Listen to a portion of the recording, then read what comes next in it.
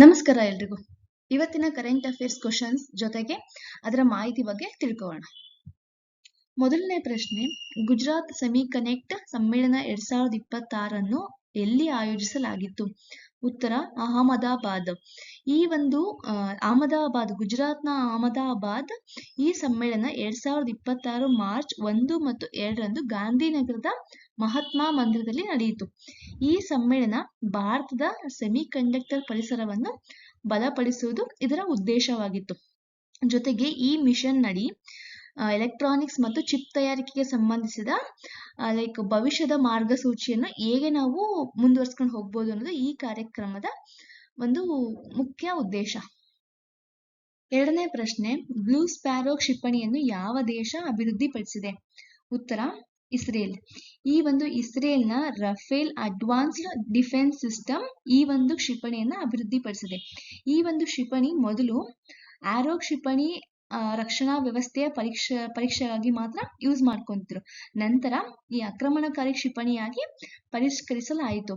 ಈ ಒಂದು ಕ್ಷಿಪಣಿನ ಟೆಹರಾನ್ನಲ್ಲಿ ಇರಾನ್ನ ಸರ್ವೋಚ್ಚ ನಾಯಕ ಅಲಿ ಖಮೇನಿಯವರನ್ನು ಗುರಿಯಾಗಿಸಿಕೊಂಡು ನಡೆಸಿದ ದಾಳಿಯಲ್ಲಿ ಈ ಬ್ಲೂ ಸ್ಪ್ಯಾರೋ ಕ್ಷಿಪಣಿ ಬಳಕೆ ಮಾಡಿದ್ರು.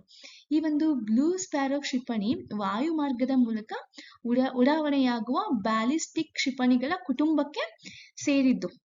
ಜೊತೆಗೆ ಇದರಲ್ಲಿ ಬ್ಲೂ ಸ್ಪ್ಯಾರೋ ಮತ್ತು ಸಿಲ್ವರ್ ಸ್ಪ್ಯಾರೋ ಕ್ಷಿಪಣಿಗಳು ಕೂಡ ಸೇರಿದೆ. ಈ ಒಂದು ಕ್ಷಿಪಣಿ ಏನಿದೆ ಇದರ ತೂಕ 1.9 ಟನ್ ಇದೆ. ಜೊತೆಗೆ ಉದ್ದ 6.5 ಮೀಟರ್ ಉದ್ದ ಇದೆ. ಈ ಒಂದು ಕ್ಷಿಪಣಿಯನ್ನ F-15 ಯುದ್ಧ ವಿಮಾನಗಳಿಂದ ಉಡಾಯಿಸಲಾಗುತ್ತದೆ. ಯಾಕೆ ಅಂತ ಅಂದ್ರೆ ಹೆಚ್ಚಿನ ಎತ್ತರಕ್ಕೆ ಇದನ್ನ ತಲುಪಿಸಬಹುದು ಆ ಒಂದು ವಿಮಾನದಿಂದ ಉಡಾಯಿಸಿದ್ರೆ. ಇಲ್ಲಿ ಪ್ರಮುಖ ಅಂಶಗಳು ಯಾವ್ಯಾವು ಅಂತ ನಾನು ಹೇಳಿದ್ದೀನಿ.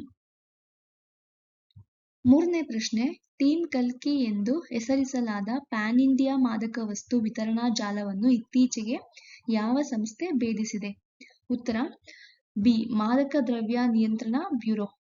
ಈ ಒಂದು ಎನ್ಸಿಬಿ ಅಂದ್ರೆ ಮಾದಕ ದ್ರವ್ಯ ನಿಯಂತ್ರಣ ಬ್ಯೂರೋ ಈ ಟೀಮ್ ಕಲ್ಕಿ ಎಂಬ ಪ್ಯಾನ್ ಇಂಡಿಯಾ ಮಾದಕ ವಸ್ತು ಜಾಲವನ್ನ ಇದು ಭೇದಿಸಿದೆ. ಇದು 2025 ಡಾರ್ಕ್ ನೆಟ್ ವೇದಿಕೆಗಳಲ್ಲಿ ಕಾರ್ಯನಿರ್ವಹಿಸುತ್ತಿದ್ದ ಟೀಮ್ ಕಲ್ಕಿ ಇವರು 13 ದೇಶೀಯ ಪಾರ್ಸಲ್ಗಳು ಮತ್ತು ನೆದರ್ಲ್ಯಾಂಡ್ ಇಂದ ಬಂದ 2 ಪಾರ್ಸಲ್ಗಳ ಮಾದಕ ವಸ್ತುಗಳನ್ನ ವಶಪಡಿಸಿಕೊಂಡಿದ್ದಾರೆ. ಈ ಎನ್ಸಿಬಿ ಏನಿದೆ, ಈ ಎನ್ಸಿಬಿ ಮಾದಕ ವಸ್ತು ನಿಯಂತ್ರಣ ಮತ್ತು ಗುಪ್ತಚರ ಸಂಯೋಜನೆಗಾಗಿ 1985 ಸ್ಥಾಪನೆ ಮಾಡಿದ್ದು. ನಾಲ್ಕನೇ ಪ್ರಶ್ನೆ, ಕವಚ್ ಎಂಬ ಸ್ವಯಂ ಚಾಲಿತ ರೈಲು ರಕ್ಷಣೆ ವ್ಯವಸ್ಥೆಯನ್ನು ಯಾವ ಸಂಸ್ಥೆ ಅಭಿವೃದ್ಧಿಪಡಿಸಿದೆ? ಉತ್ತರ ಸಂಶೋಧನಾ ವಿನ್ಯಾಸ ಮತ್ತು ಮಾನದಂಡಗಳ ಸಂಸ್ಥೆ. ಈ ಒಂದು ಕವಚ್ ದೆಹಲಿ ಮುಂಬೈ ಮತ್ತು ದೆಹಲಿ ಔರಾ ಮಾರ್ಗಗಳ 1452 ಕಿಲೋಮೀಟರ್ದಲ್ಲಿ ಕವಚ್ 4.0 ಯಶಸ್ವಿಯಾಗಿ ಸ್ಥಾಪನೆ ಮಾಡಿದ್ದಾರೆ. ಇದು ರೈಲು ಡಿಕ್ಕಿ ಮತ್ತು ಎಸ್ಪ್ಯಾಡ್ ಅಪಘಾತಗಳನ್ನು ತಡೆದು ಸಂಚಾರವನ್ನ ಸುಗಮವಾಗಿಸುತ್ತೆ. ಜೊತೆಗೆ ಲೋಕೋ ಪೈಲಟ್ ವಿಫಲವಾದಾಗ ಸ್ವಯಂ ಚಾಲಿತವಾಗಿ ವೇಗ ಮತ್ತು ಬ್ರೇಕ್ ನಿಯಂತ್ರಣದ ಮೂಲಕ ರೈಲು ಡಿಕ್ಕಿ ಸಂಭವಿಸುವುದನ್ನ ಇದು ತಡೆಯುತ್ತೆ.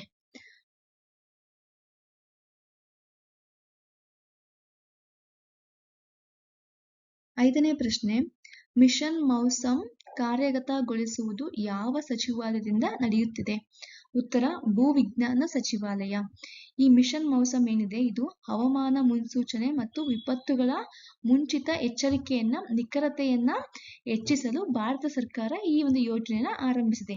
ಇದನ್ನ ಭೂವಿಜ್ಞಾನ ಸಚಿವಾಲಯ, IMD, IITM ಮತ್ತು NCMRWF ಮೂಲಕ ಜಾರಿಗೆ ತಂದಿದೆ.